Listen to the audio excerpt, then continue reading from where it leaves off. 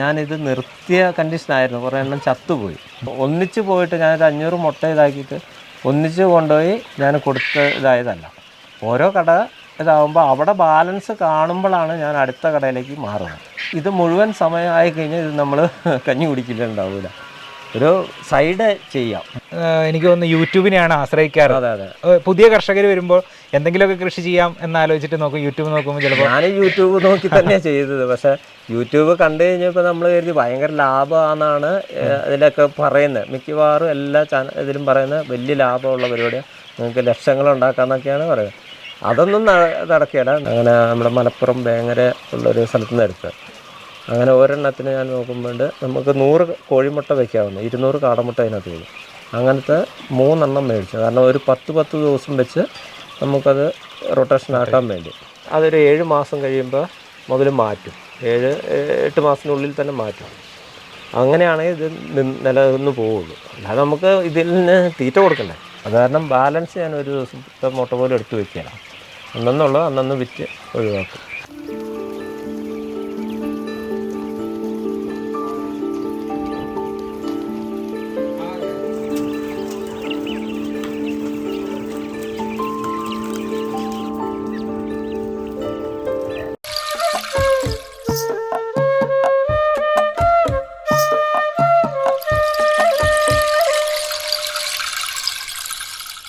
പടംപറമ്പിൻ്റെ പുതിയൊരു എപ്പിസോഡിലേക്ക് എല്ലാ പ്രിയ പ്രേക്ഷകർക്കും സ്വാഗതം.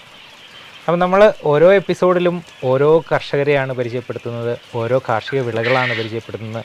അല്ലെങ്കിൽ നമുക്ക് പല മേഖലകൾ, കാർഷിക മേഖലയിലെ പല കാര്യങ്ങളാണ് നമ്മൾ ഓരോ എപ്പിസോഡിലൂടെയും പരിചയപ്പെടുത്താറ്.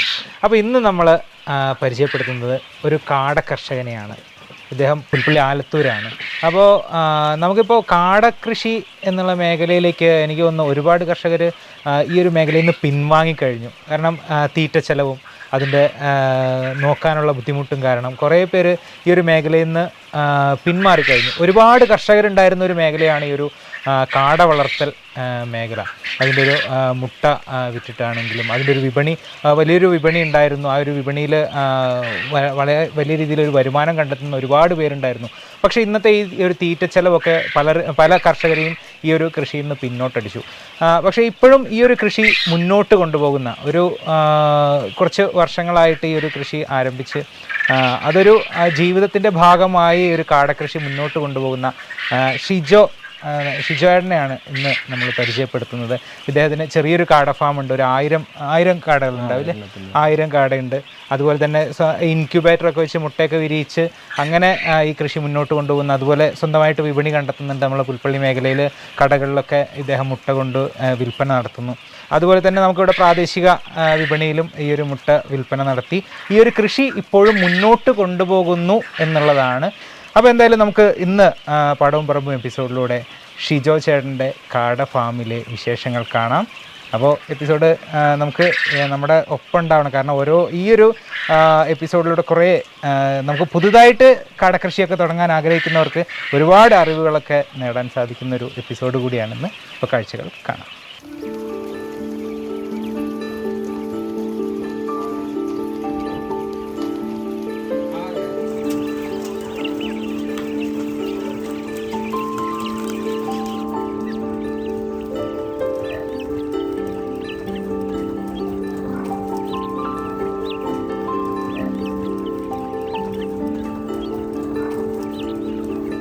എന്തായാലും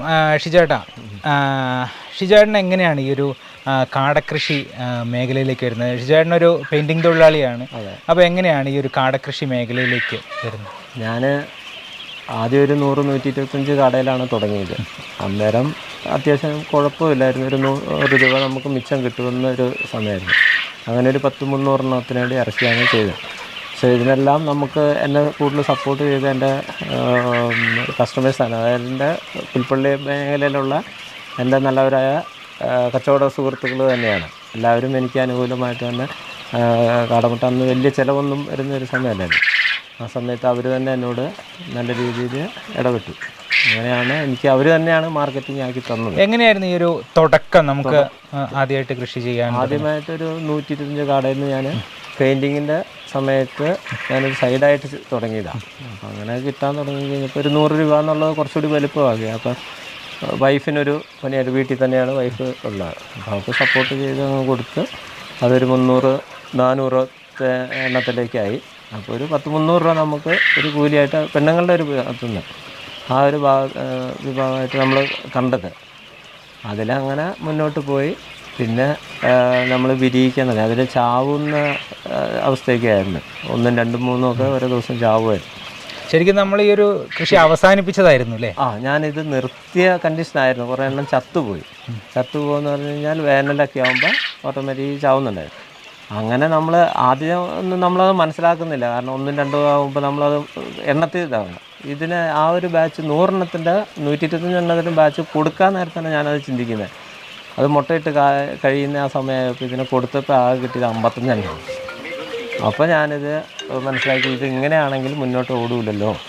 അപ്പോൾ നമുക്കിത് വിരിയിച്ച് ഇതിനെ ഈക്വൽ ചെയ്ത് പോവുകയാണെങ്കിൽ ചിലപ്പോൾ പിടിച്ചു നിൽക്കാൻ കഴിയുമെന്ന് കരുതി അങ്ങനെയാണ് ഞാൻ ഇൻക്യുബേറ്റർ സിസ്റ്റം ആക്കി അത് വിരിയിക്കാനുള്ളൊരു മാർഗം നോക്കിയത്. അങ്ങനെ അതിൽ കുഴപ്പമില്ലാത്ത രീതിയിൽ നമുക്ക് വിരിഞ്ഞ് കിട്ടി. അവരെ ഞാൻ 2 മാസം നോക്കി. അങ്ങനെ അതിൻ്റെ ഇടയ്ക്ക് വേറെ മേടിച്ച് കിട്ടുമായിരുന്നു. അങ്ങനെ വിപണി കൂടുതൽ കണ്ടെത്തി. എണ്ണം കൂടിയപ്പോൾ ഞാനത് മാർക്കറ്റിങ് കൂടുതലേക്ക് മാറി. അപ്പോൾ ഈ ശരിക്കും മാർക്കറ്റിംഗ് ആണ് കുറേ കർഷകർക്ക് വെല്ലുവിളി. എന്താ നമുക്ക് മാർക്കറ്റിങ്ങിന് എന്താ നമ്മൾ ആദ്യം എങ്ങനെ ഈ നമുക്കൊരു വിപണിയിലേക്ക് നമുക്ക് ഈ ഒരു മേഖല എന്ന് പറയുമ്പോൾ പരിചയപ്പെട്ട് വരുന്നേ ഉണ്ടായിരുന്നുള്ളൂ. അപ്പോൾ അതെങ്ങനെയായിരുന്നു ഈ ഒരു മാർക്കറ്റിംഗ് ആദ്യം കണ്ടെത്തിയത്? മാർക്കറ്റിംഗ് ആദ്യം ഞാൻ ഒരു കട ആയിരുന്നു ആദ്യം. എൻ്റെ ഒരു കൂട്ടുകാരൻ്റെ ഒരു കട. അവിടെ ആഴ്ചയിൽ ഒരു 10-300 എണ്ണമൊക്കെ വെക്കുമായിരുന്നു. അതങ്ങനെ അവിടെ ബാലൻസ് വരാൻ തുടങ്ങിയപ്പോൾ ഞാൻ അടുത്തൊരു കടയിൽ കൊണ്ടുപോയി വെക്കാൻ തുടങ്ങി. അങ്ങനെ വെക്കാൻ തുടങ്ങി. അപ്പോൾ അവർ അതിനെന്താ വെച്ചോ എന്നുള്ള കാഴ്ചപ്പാടിൽ പറഞ്ഞു കഴിഞ്ഞപ്പോൾ ഞാനത് വീണ്ടും ഇങ്ങനെ ഓരോ കടയിൽ ഇതാകുമ്പോൾ അന്നേരം നമുക്ക് എണ്ണം കൂടുതലുണ്ട്. അങ്ങനെ വരുമ്പോൾ ഞാൻ അടുത്ത കടകളിലേക്ക് മാറി. അന്നേരം കുറച്ച് മുട്ട വയ്ക്കട്ടെ എന്ന് ചോദിക്കും. അതെന്താ കൊണ്ടുപോയി വെച്ചോളാൻ പറഞ്ഞു. അങ്ങനെയാണ് ഞാൻ കൂട്ടി ഒന്നിച്ച് പോയിട്ട് ഞാനൊരു 500 മുട്ട ഇതാക്കിയിട്ട് ഒന്നിച്ച് കൊണ്ടുപോയി ഞാൻ കൊടുത്ത ഇതായതല്ല. ഓരോ കട ഇതാകുമ്പോൾ അവിടെ ബാലൻസ് കാണുമ്പോഴാണ് ഞാൻ അടുത്ത കടയിലേക്ക് മാറുന്നത്. അങ്ങനെ ഇപ്പോൾ ഒരു 10-30 കടയോളം എൻ്റെ നമ്മൾ കൊണ്ടുവയ്ക്കും. ചില സമയത്ത് ഇത് മുട്ട പുറത്തുനിന്ന് വരും. ആദ്യം തുടങ്ങിയ വർഷമല്ല, മുട്ട പുറത്തുനിന്ന് ചില സമയത്ത് വരുമ്പോൾ നമ്മൾ കൊടുക്കുന്നതിനേക്കാളും വില കുറച്ച് 10-30 പൈസയൊക്കെ കുറച്ചിട്ടാണ് ഈ കച്ചവടക്കാർക്ക്. അവർ 30 പൈസയുടെ ഇത് നോക്കും ചില സമയത്ത് ചില കച്ചവടക്കാർ. അപ്പോൾ അവരത് മേടിച്ച് വയ്ക്കുക. പക്ഷെ അവർ ആ മുട്ട കൊടുക്കുന്നവരൊരു 2 ആഴ്ചയോ 3 ആഴ്ചയൊക്കെ നിൽക്കും. അവരവരുടെ ഇത് ബാലൻസ് വരുമ്പോഴാണ് അവരിങ്ങോട്ട് ചാടുന്നത്. അപ്പോൾ അങ്ങനെ വന്ന് അതോട് കൂടിയിട്ട് പിന്നെ 2 ആഴ്ചയൊക്കെ കഴിയുമ്പോൾ അവർ പിൻവാങ്ങും. പിന്നെ ഞാൻ തന്നെ ഉള്ളൂ. അങ്ങനെ ഇപ്പോൾ ആരും അങ്ങനെ പുറത്തുനിന്ന് വരുന്നവരെ ഉൾക്കൊള്ളുന്നില്ലാത്തൊരു സ്ഥിതിയുള്ളൂ. അപ്പോൾ എനിക്ക് ധൈര്യമായിട്ട് എനിക്കിപ്പോൾ മാർക്കറ്റിംഗ് ആയി. എൻ്റെ കടകൾ നമ്മുടെ കടകളിൽ ആ കടകളിൽ സ്ഥിരം വെച്ച് പോകുന്നുണ്ട്. തീർന്നു കഴിഞ്ഞാൽ അവരിപ്പോൾ എന്നെ വിളിക്കും. അന്നേരം തന്നെ ഞാൻ ഒരു അരമണിക്കൂർ വീട്ടിലുണ്ടെങ്കിൽ അരമണിക്കൂർ, ഇല്ലെങ്കിൽ പണി കഴിഞ്ഞ് വന്നിട്ടാണെങ്കിലും സാധനം എത്തിച്ചു കൊടുക്കുന്നുണ്ട്. കറക്റ്റ് ചെയ്താൽ പോകുന്നത്. ഇപ്പം അതുകൊണ്ട് നമുക്ക് പിടിച്ചു നിൽക്കുന്നുണ്ട്. ഇപ്പം നമുക്ക് ഇത് കൃത്യമായിട്ട് പറഞ്ഞാൽ നമുക്കിപ്പോൾ ഇതൊരു മുഴുവൻ സമയ ജോലിയായിട്ട് കാണരുത് അല്ലേ? ഇത് മുഴുവൻ സമയമായി കഴിഞ്ഞാൽ ഇത് നമ്മൾ കഞ്ഞി കുടിക്കില്ലുണ്ടാവില്ല. ഒരു സൈഡ് ചെയ്യാം. പിന്നെ വീട്ടിലിരിക്കുന്ന പെണ്ണുങ്ങളെ കാണാൻ ഇത് കൂടുതൽ. വീട്ടിലിരിക്കുന്നവർക്ക് വീട്ടമ്മമാർക്ക് ജോലി ഇല്ലാത്ത സമയങ്ങളോ വീട്ടു ജോലിയൊക്കെ കഴിഞ്ഞിട്ട് ഒരു സമയം ഇത് കൊണ്ട് നടക്കാൻ പറ്റുന്നൊരു മേഖലയാണ്. പിന്നെ കൂടുതൽ നമ്മൾ സപ്പോർട്ട് ചെയ്ത് കൊടുക്കണം അവർ. എന്നാലാണ് അത് അവർക്ക് മാർക്കറ്റിംഗ് ഒക്കെ എളുപ്പമാക്കി ചെയ്യാൻ പറ്റും. പിന്നെ വേസ്റ്റേജ് ആണ് ഇതിൻ്റെ മെയിൻ ഒരു പ്രശ്നം. വേസ്റ്റ് ഒന്നരാടം നമ്മളെടുത്ത് ക്ലീൻ ചെയ്യും. കൂടുതൽ ഇട്ടുകൊണ്ടിരുന്ന ഇത് അമോണിയയുടെ ഒരു ഇത് വരുന്നുണ്ട്. ഇതിന് സ്മെല്ല് കൂടും.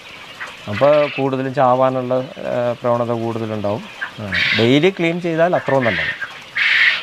ഓക്കെ, ഇതിൽ നമുക്ക് എങ്ങനെ ഈ കൂടുകൾ എങ്ങനെയാണ് നമ്മളിപ്പോൾ സെറ്റ് ചെയ്തേക്കുന്നത്? ഇവിടെ നമുക്ക് എത്ര സ്ഥലത്താണ് ഈ ഒരു കൂടുകൾ? എത്ര കൂടുകളാണ്? ഇപ്പോൾ ഇത് ഈ ഷെഡ് എന്ന് പറഞ്ഞൊരു ഞാനിപ്പോൾ വീടിൻ്റെ ചേർന്നായിരുന്നു ആദ്യം ഉണ്ടായിരുന്നു. ഒരു 10-500 എണ്ണത്തോളം വീടിനോട് ചേർന്ന് തന്നെയായിരുന്നു. ചാർത്തിലായിരുന്നു ചെയ്തുകൊണ്ടിരുന്നത്. അത് കഴിഞ്ഞ് ഇപ്പോൾ നമ്മൾ എണ്ണം കൂട്ടി നമുക്ക് കച്ചവടം കൂടിക്കഴിഞ്ഞപ്പോൾ എണ്ണം കൂട്ടേണ്ട വന്നു കഴിഞ്ഞപ്പോൾ ഞാൻ ഇങ്ങനെ ഒരു ഷെഡാക്കി. ഇതൊരു 800 സ്ക്വയർ ഫീറ്റ് 850 സ്ക്വയർ ഫീറ്റോളം ഉണ്ട്. അപ്പോൾ ഇതിലേക്ക് ആക്കിയിരിക്കുന്നത് മൊത്തം. പിന്നെ നനയരുത് എന്നുള്ളതാണ് മെയിൻ. നമുക്ക് ഈ കാടകളുടെ ഒരു ഇതുണ്ടല്ലോ, അതായത് ചത്തുപോകുന്ന അല്ലെങ്കിൽ എന്തെങ്കിലും രോഗങ്ങൾ വരുന്നോ അങ്ങനെ എന്തെങ്കിലും പ്രശ്നങ്ങൾ നമുക്ക് ഉണ്ടാവാറുണ്ടോ? രോഗങ്ങൾ അങ്ങനെ നമുക്ക് വന്നിട്ടില്ല ഇതുവരെ. പക്ഷേ മെഡിസിനൊക്കെ കൊടുക്കുന്നുണ്ട്. പിന്നെ കൂടുതൽ ഞാൻ വിരകൾക്കുള്ളത് വെളുത്തുള്ളി പേസ്റ്റ് ആക്കിയിട്ട് വെള്ളത്തിൽ ചേർത്ത് കൊടുക്കും. പിന്നെ ഇടയ്ക്ക് ഇത് പനിക്കൂർക്കടയില കൊടുക്കും, തുളസി കൊടുക്കും. അതെല്ലാം ഇതിൽ ചേർക്കാം, വെള്ളത്തിൽ അരച്ച്. അതങ്ങനെ അളവില്ല, ഞാനൊരു ഡൈല്യൂട്ട് ചെയ്ത് കൊടുക്കുകയാണ്. അതൊരു 20 ലിറ്ററിൻ്റെ വെള്ളത്തിലേക്ക് അതൊരു കണക്കിന് അങ്ങ് കൊടുക്കുന്നു. അതെ. പിന്നെ കപ്പളത്തിൻ്റെ തണ്ട്, അതുപോലെ മുരിങ്ങയില, ഇതൊക്കെയാണ് ഞാൻ കൂടുതലും ഉപയോഗിക്കുന്നത്. അത് മിക്സിയിൽ അരച്ചിട്ട് അത് പിഴിഞ്ഞതിൻ്റെ സത്തെടുത്ത് കൊടുക്കുകയില്ല. മെഡിസിൻ ലിവർ ടോണിക്കൊക്കെ ഇടയ്ക്ക് നമ്മളൊരു 3-4 ദിവസമൊക്കെ അങ്ങനെ കൊടുക്കും. അത് മേടിച്ച് നമ്മൾ പൈസ കൊടുത്ത് ചെയ്യാൻ നിൽക്കുന്നു കഴിഞ്ഞാൽ ഇത് നമുക്ക് മുതലാവില്ല. അപ്പോൾ എങ്ങനെയാണ് ഈ ഒരു കാടക്കൃഷി പഠിച്ചതും? നമുക്ക് ഒരുപാട് പേര് ഇപ്പോൾ എനിക്ക് തോന്നുന്നു യൂട്യൂബിനെയാണ് ആശ്രയിക്കാറ്. പുതിയ കർഷകർ വരുമ്പോൾ എന്തെങ്കിലുമൊക്കെ കൃഷി ചെയ്യാം എന്നാലോചിച്ചിട്ട് നോക്കും, യൂട്യൂബ് നോക്കുമ്പോൾ ചിലപ്പോൾ ഞാൻ യൂട്യൂബ് നോക്കി തന്നെയാണ് ചെയ്തത്. പക്ഷേ യൂട്യൂബ് കണ്ടു കഴിഞ്ഞപ്പോൾ നമ്മൾ കരുതി ഭയങ്കര ലാഭമാണെന്നാണ് ഇതിലൊക്കെ പറയുന്നത്. മിക്കവാറും എല്ലാ ഇതിലും പറയുന്നത് വലിയ ലാഭമുള്ള പരിപാടിയാണ്, നിങ്ങൾക്ക് ലക്ഷങ്ങളുണ്ടാക്കാമെന്നൊക്കെയാണ് പറയുന്നത്. അതൊന്നും നടക്കില്ല. നമ്മൾ നല്ല ആത്മാർത്ഥമായിട്ട് നമ്മളൊരു എന്ത് പ്രസ്ഥാനം തുടങ്ങിയാലും നമ്മുടെ കണ്ണെത്തുക, അതാണ് ഇതിനകത്ത് ഏറ്റവും വലിയൊരു കാര്യം.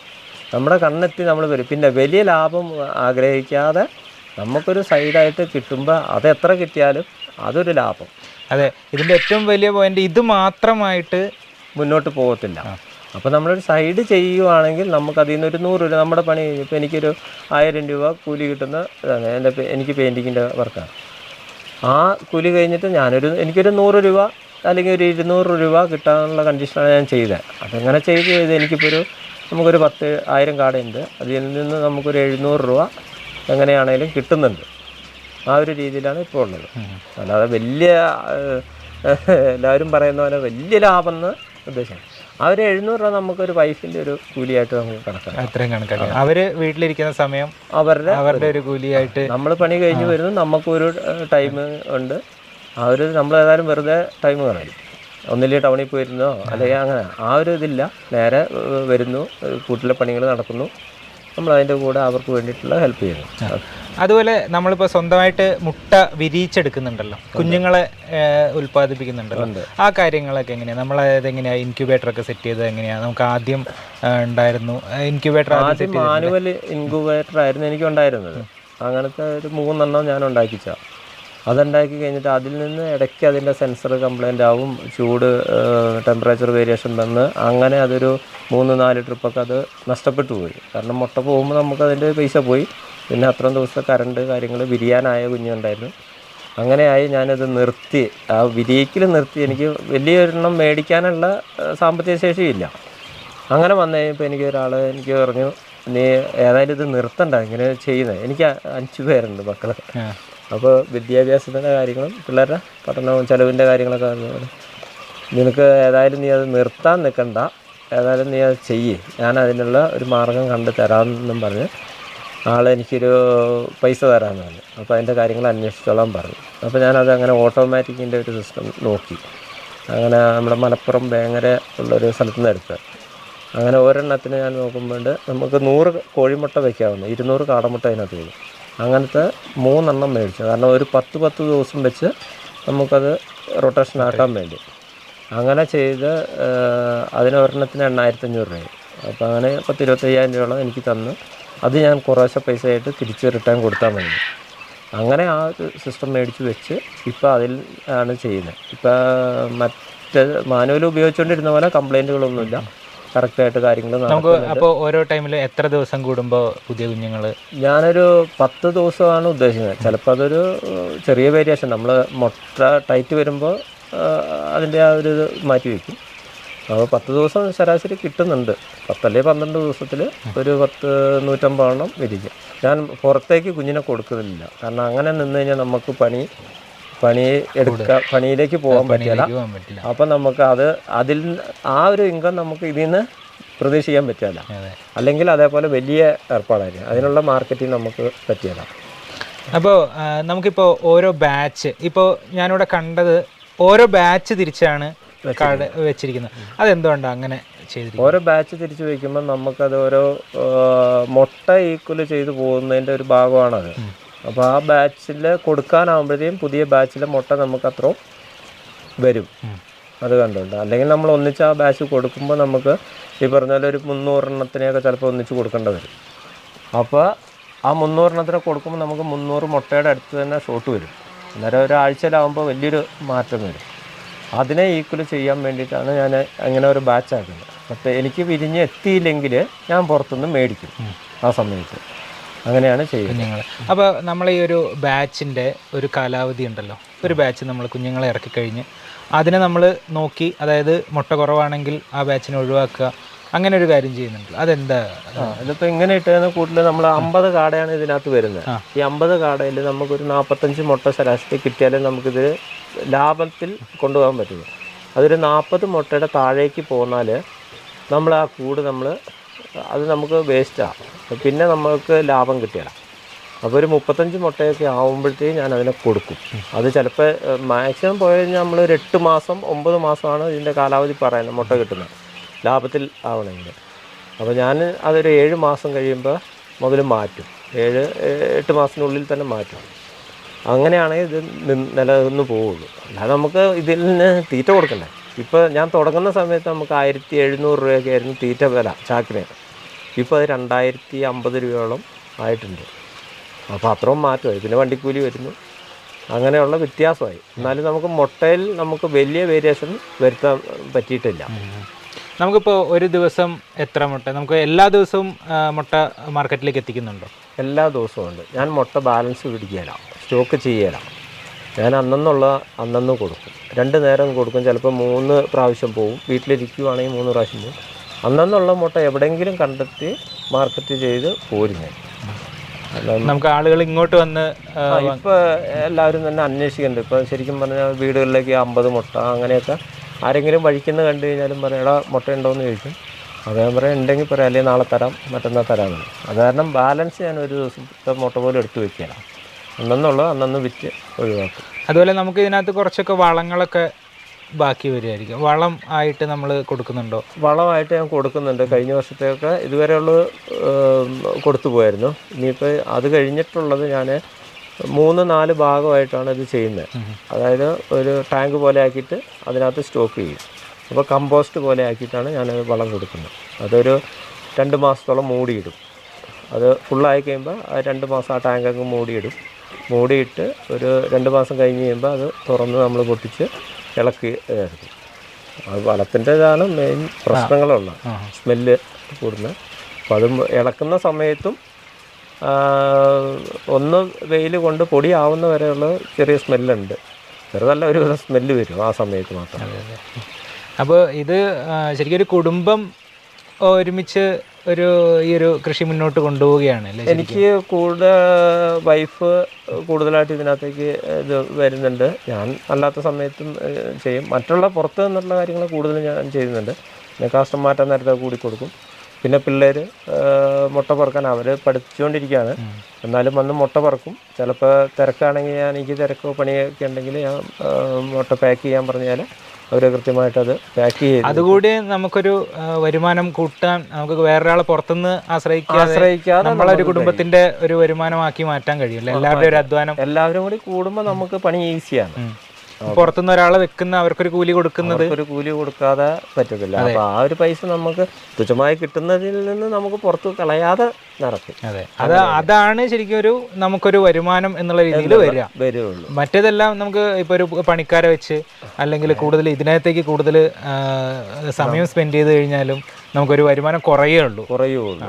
ഇതിപ്പോൾ എന്ന് പറഞ്ഞാൽ നമ്മളിപ്പോൾ ഇത്രയും വരെ ഞാൻ വൈഫ് മൂത്തവർ 2 പേരും ഇതിനകത്ത് കൂടുതൽ ഹെൽപ്പ് ചെയ്യാൻ വരും.